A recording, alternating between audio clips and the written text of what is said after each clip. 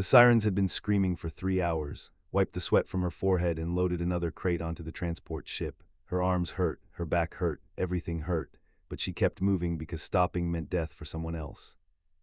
The planet 4 was burning, not with fire but with radiation. A nearby star had gone unstable, and the waves of deadly energy were sweeping across the surface. The people had maybe 6 hours before the radiation levels became fatal. 6 hours to evacuate an entire colony of 30,000 souls. Was part of the Human Relief Corps. They had arrived 2 days ago when the first warnings came. Now they worked alongside workers, loading ships, carrying the sick, and trying to save as many lives as possible. She was 32 years old. She had spent 10 years doing this work. She had seen floods on water worlds, earthquakes on mining colonies, and plagues on space stations. But she had never seen anything like this. There were proud people, tall and covered in soft gray fur, with faces that looked something like earth wolves. They were strong and fierce, but today they were terrified. An elder grabbed her arm as she passed. His fur was white with age, and his eyes were clouded. "Human," he said, "the Eastern District. There are still families there. The transport cannot reach them. The roads are blocked." Looked at her team leader, a man named, who was coordinating the evacuation from a portable command station. "We have no vehicles available," said without looking up. "The Eastern District is marked as lost. We focus on what we can save." The elder's grip tightened on his arm. "Please," he whispered, "there are children there."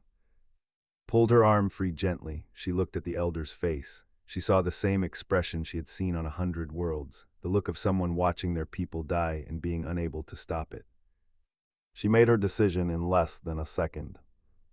"I need a ground crawler," she said to, "the small one we use for supply runs." Finally looked at her. His face was tired and hard. "The Eastern District is lost. The radiation is already reaching dangerous levels there. You will die." "I will be fast. You will be dead." Grabbed a radiation suit from the supply rack and started putting it on. "Then mark me as lost too. I am going." Stared at her for a long moment, then he sighed and tossed her the keys to the crawler. "You have 90 minutes. After that, I cannot wait for you. The last ship leaves with or without you." Caught the keys and ran. The ground crawler was a small vehicle built for rough terrain. It bounced and shook as drove it through the empty streets of the colony. The buildings around her were beautiful, made of curved white stone that seemed to glow in the strange purple light of the dying star. But the beauty was poisoned now. The radiation meters on her suit were climbing steadily. She reached the Eastern District in 20 minutes. The roads were blocked by fallen buildings, just as the elder had said. She parked the crawler and continued on foot, climbing over rubble and calling out in the language. "Is anyone here? Can anyone hear me?" Silence. The wind blew dust through the empty streets, felt her heart sinking.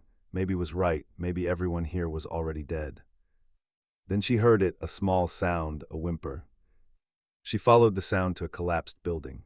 Part of the roof had fallen in, creating a small cave of debris, got on her hands and knees and crawled inside. 3 pairs of eyes stared back at her from the darkness. Cubs, they were small, maybe 3 or 4 years old in human terms. Their fur was dark gray, almost black and matted with dust. They were huddled together in the corner, shaking with fear. Felt her heart break. "Hello," she said softly. "I am here to help you. Where are your parents?" The cubs did not answer. They just stared at her with wide golden eyes. One of them, the smallest, started to cry. It was a soft, keening sound that cut through like a knife. She looked around the collapsed building. She saw shapes under the rubble, adult shapes, bodies that were not moving. The cubs were alone. Took a deep breath. She did not have time to think. She did not have time to plan. She just acted. "Come with me," she said, holding out her hands. "I will keep you safe." The cubs did not move. They were too scared. They had just watched their world end. They had just lost everything. Why would they trust a strange creature with flat face and no fur? Sat down on the dusty floor. She lowered herself to their level. She made herself small and unthreatening. "My name is," she said. "I know you're scared. I am scared too. But if we stay here, we will all die. If you come with me, we might live. Will you trust me?" The smallest cub, the one who had been crying, took a tiny step forward, then another. Then it was pressing against Slag, hiding its face in the fabric of her radiation suit. The other 2 followed. They clung to her legs like she was the only solid thing in a breaking world. Gathered them up, she carried the smallest one in her arms and held the hands of the other 2. They stumbled back through the rubble together, moving as fast as the little legs could go. The radiation meters were in the yellow zone now, not fatal yet, but getting close. They reached the crawler, loaded the cubs inside, and started driving. She pushed the vehicle as fast as it would go, bouncing over broken roads and swerving around debris. The cubs sat in the back, silent and shaking. They did not speak. They did not cry anymore. They just held onto each other and watched the strange human woman drive through the dying world. Reached the landing zone with 8 minutes to spare. Was standing by the last transport ship, his face a mixture of relief and anger. "You crazy woman," he said, "you actually went." "Help me with them," said, lifting the cubs out of the crawler. His expression changed when he saw the children. His anger faded. He bent down and picked up one of the cubs, carrying it gently toward the ship. "Orphans?" he asked. "Yes.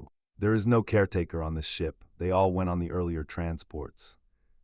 Looked at the 3 cubs. They were watching her with those golden eyes, waiting to see what would happen next. The smallest one was still clinging to her leg. "Then I will take care of them," she said. Stopped walking, he turned to look at her. "That is not how this works. There are procedures, forms, official channels. Then start the forms, start the channels. But these cubs are not leaving my sight until someone qualified takes over. And right now, the only qualified person I see is me." The transport ship's engines roared to life. The last warning siren sounded across the landing zone. Shook his head slowly, then he smiled just a little. "You are going to regret this, you know." Looked down at the cubs pressed against her legs. They were trembling, but they were alive. She had saved them. Now she had to keep saving them. "Probably," she said, "but not today." They boarded the ship together. The doors closed behind them. And as the transport lifted off from the dying world, 3 small cubs huddled behind the legs of a human woman they had just met. They did not know her language. They did not know her world. They did not know anything except that she had come for them when no one else would. And in that moment, hiding behind her legs, they decided to trust her. The border station was called Haven 7. It was not a beautiful place. It was a collection of metal corridors and recycled air, floating in the empty space between 2 star systems. Thousands of refugees passed through it every month. Most of them moved on quickly, heading to better places with real skis and real ground. Stayed. She stayed because the cubs had nowhere else to go. The government was in chaos after the evacuation. Families were scattered across dozens of worlds. The official channels that had mentioned took months to process even simple cases. 3 orphaned cubs with no living relatives and no documentation were not a simple case. So found a small apartment in the worker section of the station. 2 rooms, a tiny kitchen, and a window that looked out at the stars. She enrolled the cubs in the station school. She found a job in the cargo bay, loading and unloading ships 12 hours a day. It was hard work. Her body ached every night when she came home, but the cubs were waiting for her, and that made everything worth it. She had learned their names in the first week. The eldest was a male with serious eyes and a quiet voice. The middle one was a female who was curious about everything and asked 1,000 questions a day. The youngest was the one who had first trusted her in the ruins. He was small and shy, and he still cried sometimes in the night. They did not speak much human language at first, did not speak much either, but they learned together, stumbling through words and gestures until they could understand each other. Asked one evening, "Why do you not have fur?" Laughed, "Humans lost their fur a long time ago. We come from a warm world. You look strange without fur." "I know you look strange with fur." Thought about this for a moment, then she smiled, showing her small fangs. "I think you look nice anyway." The station was not kind to refugees. Learned this quickly. The permanent residents looked at the cubs with suspicion. Some called them strays, like they were animals instead of children. Others made comments about how refugees were taking jobs in space that belonged to real citizens. Ignored them at first. She kept her head down and did her work, but then the problems got worse. One day came home with a bruise on his face. He would not tell what had happened, but did.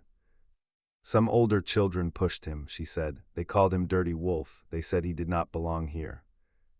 Felt anger rise in her chest, hot, burning anger. She wanted to find those children and their parents. She wanted to scream at them. But she took a deep breath and knelt down in front of. "Look at me," she said. Raised his eyes slowly. There was shame in them and hurt. "You belong everywhere you choose to stand," said. "Never let anyone tell you different. The universe is big enough for everyone." Nodded but could see he did not believe her, not yet. She started walking the cubs to school every day after that. She made sure to be there when classes ended. The other children still stared, still whispered, but they did not touch the cubs anymore. Something in his eyes warned them away. The station administrator was a man named. He was tall and thin, with a face that always looked tired. He called into his office 3 months after she arrived. "Miss," he said, shuffling papers on his desk, "we have received complaints about your living situation." Sat very still. "What kind of complaints?" "You are housing 3 minors without proper authorization. You are not their legal guardian. You have not filed adoption papers. Technically, you are in violation of about a dozen regulations." "The regulations can wait, the cubs cannot." Sighed, he rubbed his eyes with his fingers. "I understand your position, truly I do. But there are people on this station who want to make trouble. If they push hard enough, I will have to take action." "What kind of action?" "The cubs would be moved to a refugee processing center. They would become wards of the Galactic Relief Authority until suitable caregivers could be found." Felt cold fear grip her heart. She had seen those processing centers. They were overcrowded and underfunded. Children got lost in the system for years. Some never came out. "How do I stop that?" she asked. Pushed a stack of forms across his desk. "File for emergency guardianship. It is not full adoption, but it gives you legal standing. You will need to prove that you can provide for them. Income records, housing inspection, medical clearances. It is a lot of paperwork." "Grab the forms. I will have them done by tomorrow." "The filing fee is 2,000 credits. Froze. 2,000 credits was more than she made in a month. She had been sending most of her money to buy food and clothes for the cubs. Her savings were almost empty. Saw her expression. He leaned back in his chair. "I cannot waive the fee, but I can give you an extension. 60 days to come up with the money. After that, my hands are tied." Nodded. "Thank you." She left the office and went straight to the cargo bay. She found her supervisor, a rough woman named, who chewed on stimulant sticks and rarely smiled. "I need more hours," said. "Double shifts if you have them." Raised an eyebrow. "Double shifts will break your back." "I need the money." Studied her for a long moment, then she shrugged. "Fine, there is a supply run to the outer platforms starting tonight. 12 hours on, 6 hours off for the next 2 weeks. It is hard work and bad pay, but it is something." "I will take it." The next 2 months were the hardest of life. She worked until her hands bled and her legs shook. She slept in 4-hour chunks between shifts. She ate whatever was cheapest and gave the good food to the cubs. The cubs noticed, of course they noticed. Said one night, tugging at her sleeve, "You are very tired." "I am fine," said, forcing a smile. "Just a lot of work right now." "You work too much," said. His voice was quiet but firm. "You will get sick." "Someone has to pay the bills." And exchanged a look. They were young, but they were not stupid. They understood more than gave them credit for. The next day came home to find the apartment clean. The cubs had washed the dishes, made the beds, and organized all the clutter that had been too exhausted to deal with. Dinner was waiting on the table, a simple meal they had made themselves from the food in the kitchen. Stood in the doorway, too tired to speak. Tears burned in her eyes. "We wanted to help," said. "You always take care of us. We wanted to take care of you too." Knelt down and gathered all 3 of them into her arms. She held them tight and let the tears fall. "Thank you," she whispered. "Thank you." She made the deadline with 3 days to spare. The guardianship papers were filed, the fees were paid. When stamped the approval, felt like she could finally breathe again. But the fight was not over. There were still people on the station who did not want them there. There were still whispers and stares. There were still nights when woke up crying from nightmares about the day he lost his parents. Could not fix all of it. She could not make the galaxy kind. She could not bring back what the cubs had lost. But she could be there. She could stand between them and the coldness of the universe. She could teach them that even when everything seems broken, there is still someone who will fight for you. Every morning she walked them to school. Every afternoon she was there when they got out. And whenever danger came, whenever someone threatened or mocked or tried to hurt them, the cubs knew exactly what to do. They hid behind her legs and stood firm, a wall between them and the world, daring anyone to try to get through. Years later, the cubs would remember those days. They would remember the tired woman who worked double shifts and ate cheap food so they could have better. They would remember how she faced down bullies and bureaucrats with the same steady courage. And they would remember the most important lesson she ever taught them. Family is not about blood. Family is about who stands beside you when everything falls apart. Was their family, she had chosen them and they had chosen her. Nothing in the galaxy could change that. 10 years passed on Haven 7. The station grew busier, louder, more crowded. New sections were built, old sections were repaired. Life went on as it always does, even in the cold spaces between stars. The cubs were not cubs anymore. Stood almost 2 meters tall now. His gray fur had darkened to near black and his shoulders were broad with muscle. He had trained for years in the station's security program, learning combat and tactics and discipline. When he walked through the corridors, people moved out of his way without thinking. Had grown into her curiosity. She studied engineering and repair systems, becoming one of the best mechanics on the station. Her hands could fix anything, from broken doors to damaged ship engines. She still asked 1,000 questions a day, but now she also had answers. The smallest cub who had first trusted in the ruins had become something unexpected. He was quiet like he had always been, but he had a gift for healing. He worked in the station medical bay, learning from the doctors and nurses. His gentle hands could calm frightened patients and steady shaking ones. People said he had the touch. They were no longer children hiding behind a human woman's legs. They were adults, strong and capable, ready to face the galaxy on their own terms. But was not the same woman who had rescued them from a dying world. She was 42 now. The years of hard labor had taken their toll. Her hair had gone gray at the temples. Her hands shook sometimes when she was tired. Her back hurt in the mornings, and it hurt worse in the evenings. The station doctors had told her to slow down, to rest more, to stop pushing her body so hard. She did not listen. She never listened. Noticed first, he was trained to observe, to spot weakness and vulnerability. It was his job, but noticing weakness in his mother was different from noticing it in a stranger. She did not finish her dinner last night, he said too, in one evening. They were sitting in the small common area of the apartment they still shared with. She was working a late shift at the cargo bay, even though she should have retired years ago. She has been coughing more too, said quietly. I heard her this morning. She tries to hide it, but the walls are thin. Put down the mechanical part she had been tinkering with. Her golden eyes were worried. She will not admit anything is wrong. You know how she is. She is stubborn, said, like a rock. She is human, said. Humans are not built to last like we are. Their bodies wear out.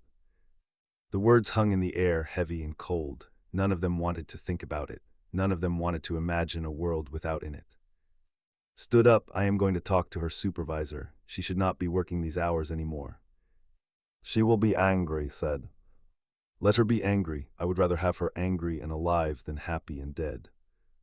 He left before his siblings could argue. His heavy footsteps echoed down the corridor, and then he was gone. And looked at each other. They had both grown up watching sacrifice everything for them. Now it was their turn to do something back. I will check her medical records, said. Maybe the doctors missed something. Maybe there is treatment she has not tried. And I will fix up the apartment, said. Make it easier for her to move around, install some supports and grab rails. She will complain about it, but she will use them. They got to work. Came home late that night. Her steps were slow and heavy. When she opened the door, she found all 3 of her children waiting for her in the living room. Their expressions were serious. What happened? She asked immediately. Is someone hurt? Sit down, said. His voice was gentle but firm. Sat down slowly. Her knees cracked as she lowered herself into the chair. She looked at each of them, searching their faces for clues. We need to talk about you, said. About your health. His expression hardened. I am fine. You are not fine, said softly. I checked your medical records. Your lung capacity is down. Your joints are inflamed. You are showing early signs of cardiac stress. You had no right to look at those. I had every right. You are my mother. The word hung in the air. Mother had never called herself that. She had never asked them to call her that. But they had started using the word years ago, when they were old enough to understand what she had done for them. I am fine, repeated, but her voice was weaker now. Knelt down beside her chair. He was so tall now, so strong. But his eyes were the same serious eyes she remembered from the little cub who had been too proud to cry. Mother, he said, you saved us when we were small. You carried us when we could not walk. You protected us when we could not protect ourselves. Now it is our turn. I do not need protection. Yes, you do, and we are going to give it whether you want it or not. Looked at him, she looked at, standing by the door with her arms crossed.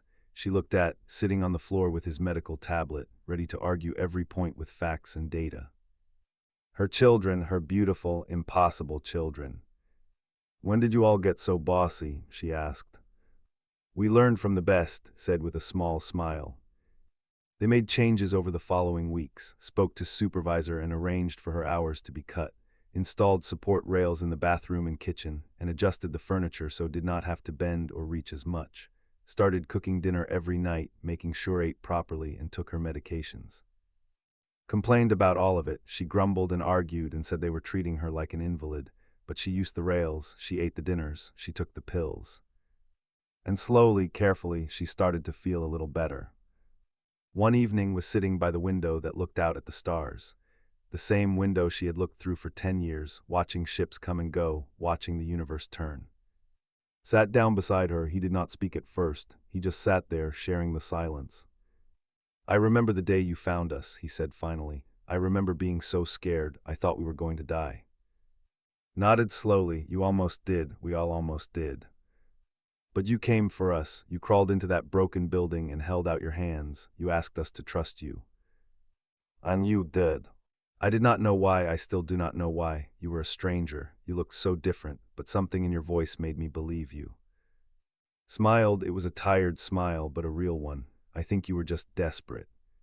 No, said, I think I saw something in you, something that told me you would never give up on us, that you would fight for us until your last breath.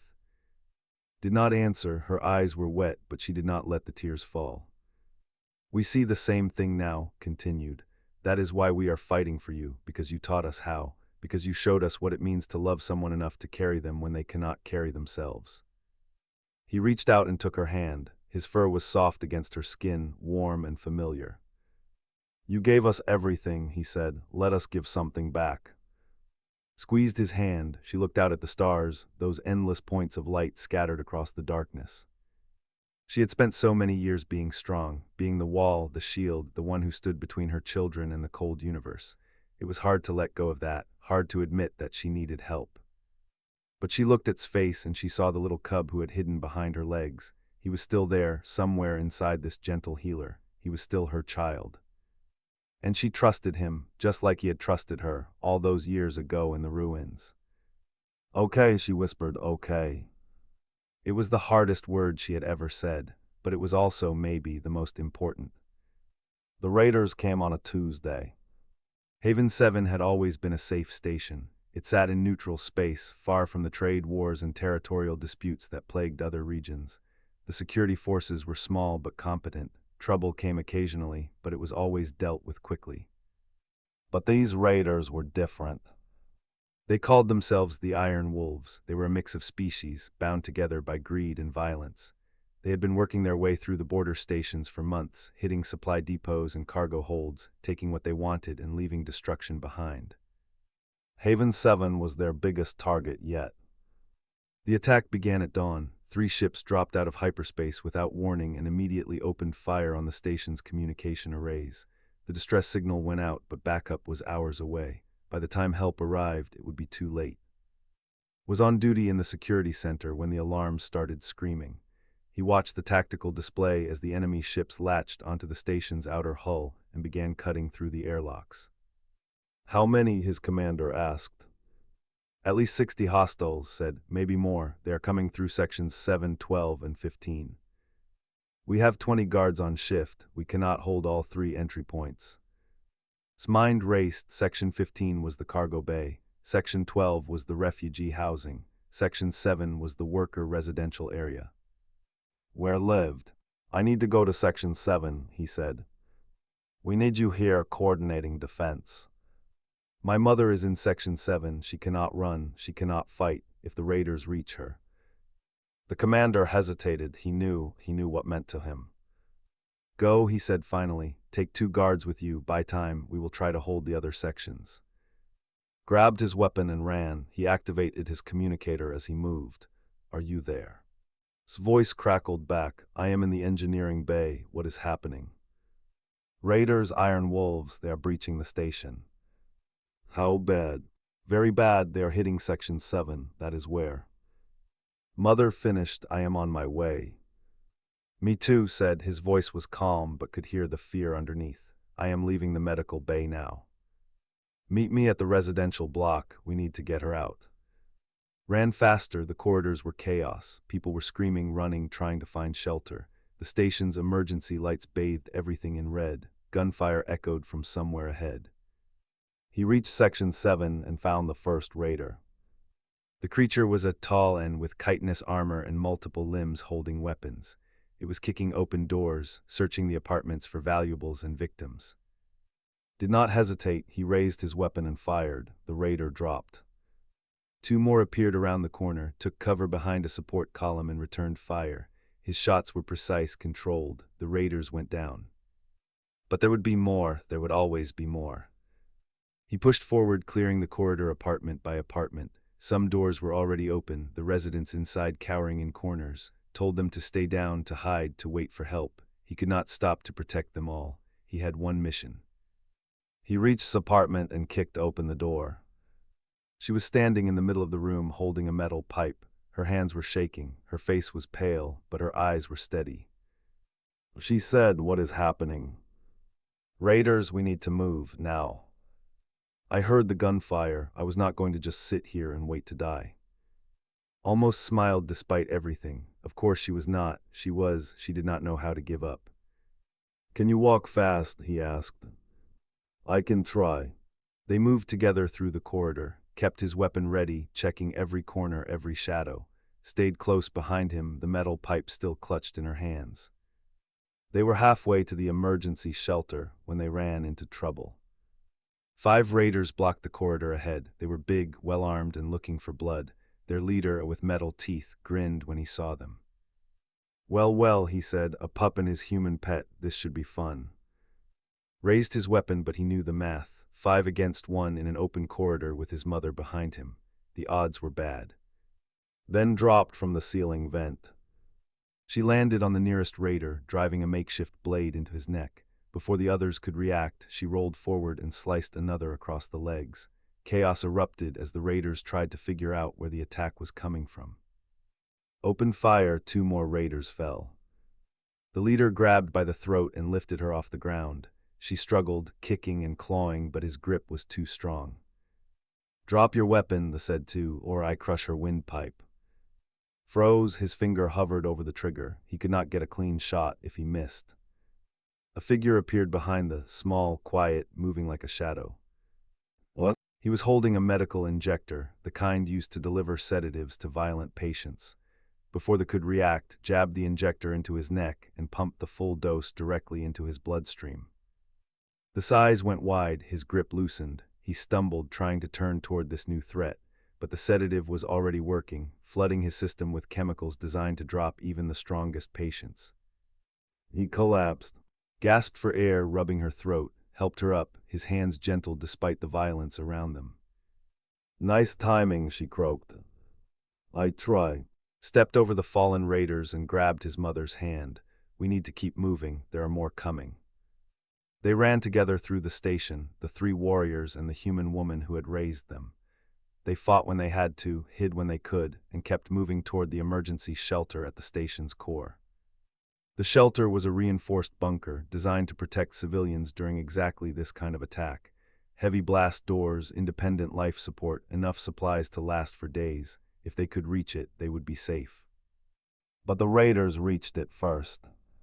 A dozen iron wolves had set up a barricade in front of the shelter doors. They were holding back the civilians who had already gathered, threatening to kill anyone who tried to enter. Pulled his family into an alcove, out of sight. "We cannot fight through that many," said, "not without getting mother killed." Grabbed arm, "Leave me here, get your brother and sister to safety. I can hide until this is over." "No," said, "we are not leaving you. I will only slow you down." Then we slow down together. Looked at him, looked at all 3 of them. Her children, her beautiful, impossible children, who had grown from frightened cubs into warriors. They had come through a dying world together. They had survived poverty and prejudice and years of struggle. They were not going to leave her now. "You are all fools," she said. "We learned from the best," said again. Checked his weapon's charge, he looked at his siblings. They nodded back at him, ready for whatever came next. On my signal, he said, we hit them hard and fast, takes the left flank. You get Mother through the doors, I will handle the center. That is suicide, said. Do you have a better idea? Silence, no one did. Took a deep breath, he thought about the day had found them in the ruins. He thought about all the years she had carried them when they could not carry themselves. Now it was his turn. For Mother, he said. For Mother, his siblings echoed. They charged. The battle was brief and brutal, drew fire from the center while flanked left, taking down raiders with her blade, pushed through the chaos with, shielding her with his own body. Raiders fell, took a shot to the shoulder but kept fighting, got cut across the arm but did not slow down, reached the shelter doors and slammed his palm against the emergency release. The doors opened. Inside, he shouted. Civilians rushed through, hesitated, looking back at her children still fighting. Go, roared. Went. The doors closed behind her, sealing her safely inside. And stood in the corridor surrounded by fallen raiders. More were coming. They could hear footsteps, shouts, the sound of reinforcements. But the shelter was secure, Mother was safe. That was all that mattered. Well, said, wiping blood from her face, now what? Raised his weapon toward the approaching sounds. Now we hold the line. The reinforcements arrived 4 hours later. 3 military cruisers dropped out of hyperspace and immediately engaged the Iron Wolves ships. The battle was short. The raiders had expected an easy target, not a full military response. Within an hour, their ships were disabled or destroyed, and armed soldiers were sweeping through the station, rounding up the remaining attackers. Sat in the emergency shelter, surrounded by frightened civilians, and waited. She could hear the fighting outside, muffled by the heavy blast doors. She could hear the screams and the gunfire and the explosions. But she could not hear her children. She had tried to open the doors a dozen times. Other civilians had held her back, telling her it was too dangerous, telling her she would only get herself killed. She had cursed at them. She had threatened them. She had begged them. But they would not let her go. So she waited. She sat on the cold floor of the shelter, clutching that metal pipe, and she waited. Every minute felt like an hour. Every sound made her heart stop. She thought about the day she had found them, 3 terrified cubs in a collapsed building on a dying world. She remembered how they had pressed against her legs, trembling with fear. She remembered promising to keep them safe. Now they were out there, fighting and bleeding, while she sat here doing nothing. It was the worst failing in the world. The blast doors opened. Soldiers in gray armor poured in, securing the room, checking on the civilians. Someone was shouting orders. Someone else was calling for medical teams. Pushed through the crowd, she shoved past soldiers and civilians alike, not caring about protocol or safety or any of the things that were supposed to matter. My children, she said to the first soldier she reached. 3, they were fighting outside the shelter. Where are they? The soldier looked confused. Ma'am, I do not have. Find them now. She did not wait for an answer. She ran out of the shelter into the corridor beyond. The hallway was a mess, scorch marks on the walls, broken equipment scattered across the floor, bodies of raiders lying where they had fallen, and there, near the far end of the corridor, she saw them. Was sitting against the wall, his shoulder wrapped in bloody bandages, was beside him, her arm in a makeshift sling, was kneeling over both of them, checking their wounds with his medical scanner. All 3 looked up when they heard her footsteps. Stopped, she stood there in the middle of the ruined corridor, staring at her children. Her legs would not move, her voice would not work. Was the first to stand. He walked toward her slowly, his golden eyes soft. Mother, he said, you are safe. The word broke something inside her. Safe. They had fought through a dozen raiders, risked their lives, taken wounds that would leave scars forever, and the first thing said was that she was safe. Started crying. She had not cried in years, not since those early days on the station, when the weight of everything had finally caught up with her, but now the tears came and she could not stop them. Reached her and wrapped his arms around her, limped over and joined the embrace. Despite his wounded shoulder, pushed himself off the wall and added his arms to the pile.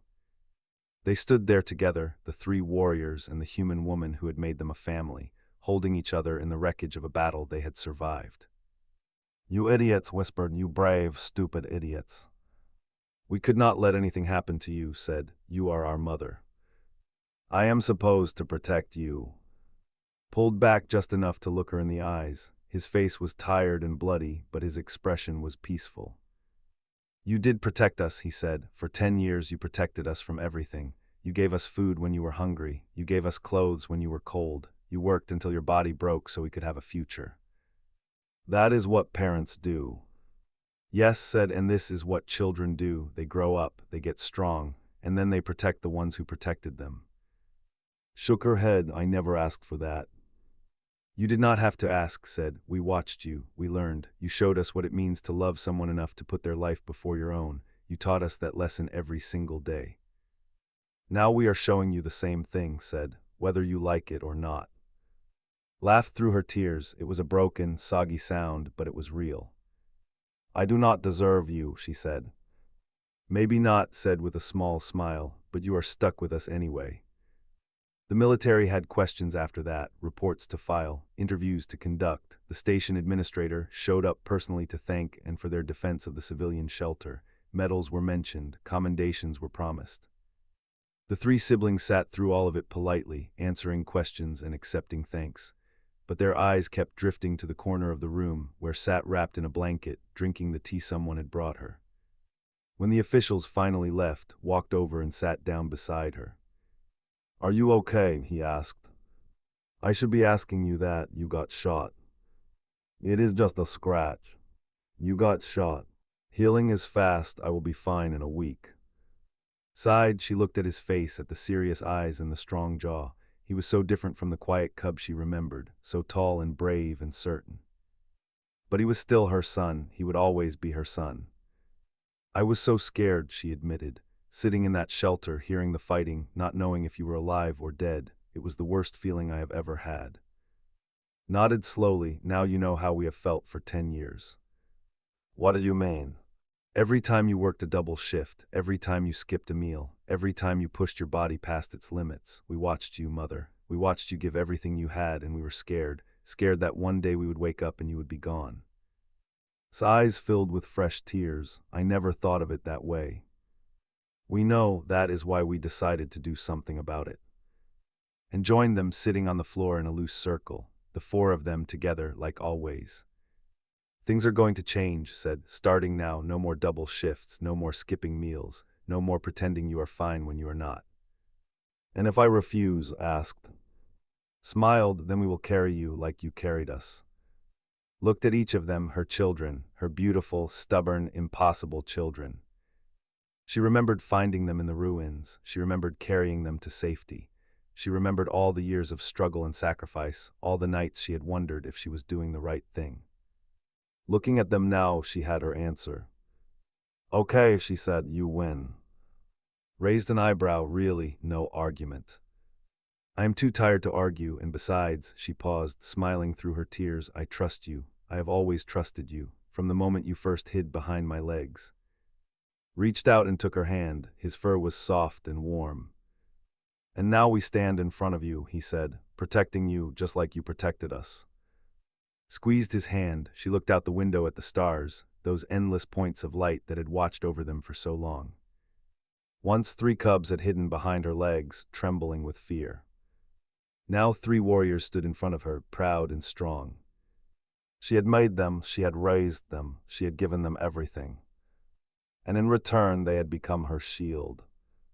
It was, she thought, the only happy ending she had ever wanted.